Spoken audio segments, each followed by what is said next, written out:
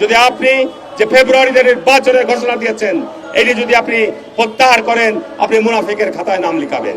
এখনো বাংলাদেশে যে অবস্থা, এই অবস্থা অন্তর্বর্তীকালীন সরকার কিছুতেই সামাল দিতে পারছেন না। উনি বলেছেন যে ডিসেম্বরের মধ্যে নির্বাচন কমিশন নির্বাচনের প্রস্তুতি সম্পূর্ণ করার জন্য, কিন্তু তারপরেই আবার উনি বলেছেন ফেব্রুয়ারি না হয় আপনার এপ্রিলে নির্বাচন হবে না। এপ্রিলের নির্বাচন কোনো দল চায়নি। নির্বাচন রমজানের পরপরে নির্বাচন, এটি একটি ষড়যন্ত্রের অংশ আমি মনে করি। এই কারণেই প্রধান উপদেষ্টাকে আমরা অনুরোধ করব যে আপনার এই সংশয়, এই ধরনের অবস্থা থেকে যদি আপনি যে ফেব্রুয়ারিতে নির্বাচনের ঘোষণা দিয়েছেন এটি যদি আপনি প্রত্যাহার করেন, আপনি মুনাফিকের খাতায় নাম লিখাবেন। তার কারণ মুনাফিকরা সকালে এক কথা বলে, বিকালে আর এক কথা বলে।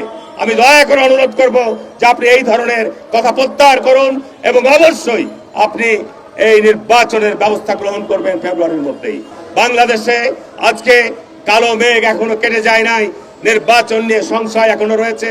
কে বলছে পিয়ার পদ্ধতি চাই, কে বলছে নাকি নির্বাচনের এখনো পরিবেশ নাই, কে বলছে বিচার শেষ না হওয়া পর্যন্ত, সংস্কার না হওয়া পর্যন্ত নির্বাচন হবে না। যারা এই কথাগুলি বলছে, আমি শুধু সাংবাদিকদের উদ্দেশ্যে বলতে চাই, বাংলাদেশ প্রায় 53-54 বছর স্বাধীন হওয়া হয়েছে। 11টা পার্লামেন্টের নির্বাচন হয়েছে, বহু স্থানীয় সরকার নির্বাচন হয়েছে।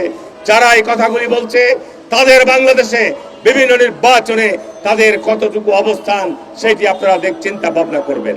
আজকে মনে করি এই কথাগুলোর মধ্য দিয়েই বাংলাদেশকে আবার একটা ষড়যন্ত্রের চক্রান্তের দিকে নিয়ে যাচ্ছে।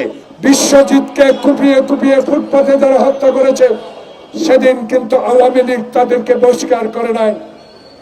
যেদিন আপনারকে কুচিয়ে কুচিয়ে একটা দেশের বিরুদ্ধে কথা বলেছে, সেদিন কিন্তু আওয়ামী লীগ তাদেরকে বহিষ্কার করে নাই।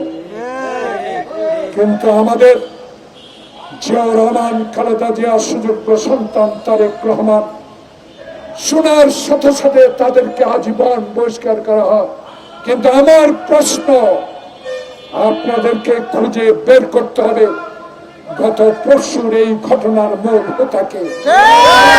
বন্ধুগণ, আমি বিপ্লব হারুনের বিচার নয়, সমাজের কাছে প্রতিষ্ঠা করতে চাই বাংলাদেশে গণতন্ত্রের জন্য জুলাই বিপ্লবে অগণিত ছাত্র জনতা যেভাবে জীবন বিসর্জন দিয়েছে। আজকে 11 মাসের এই সরকার, আপনার কাছে অনুরোধ রইব, এই সকল কথা বলে কিন্তু তারেক রহমান প্রধান উপদেষ্টার লন্ডনের বৈঠক এবং ফেব্রুয়ারি নির্বাচনকে ব্যাহত করার আরেকটি মূল চক্রান্ত বলে আমি মনে করি। যখন প্রধান নির্বাচন কমিশনার ডিসেম্বরের মধ্যে নির্বাচনের প্রস্তুতি নিতে বলে দিলেন, তখন এই হত্যাকাণ্ড, তখন এই বিব্রত অবস্থা।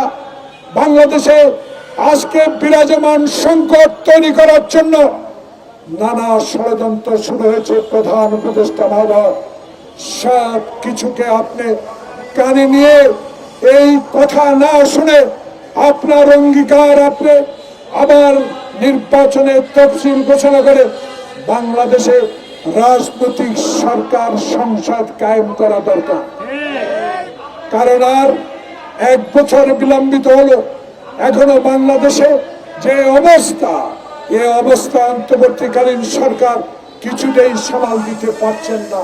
তাই দরকার নির্বাচন, তাই দরকার জনগণের ভোটে যেই দল মেজরিটি পাবে সেই দল সরকার গঠন করবে।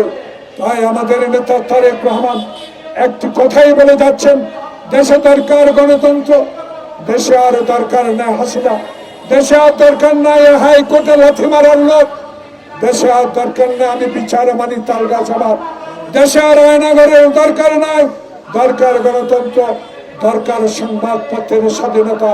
এবং বাংলাদেশের মানুষ যে আশা নিয়ে আপনাকে প্রধান উপদেষ্টা পদে বসিয়েছেন, আপনার কাছে বিনয় অনুরোধ রইল, আর দেরি নয়, অচিরেই জনগণের প্রতিনিধির হাতে ক্ষমতা হস্তান্তর করা প্রয়োজন।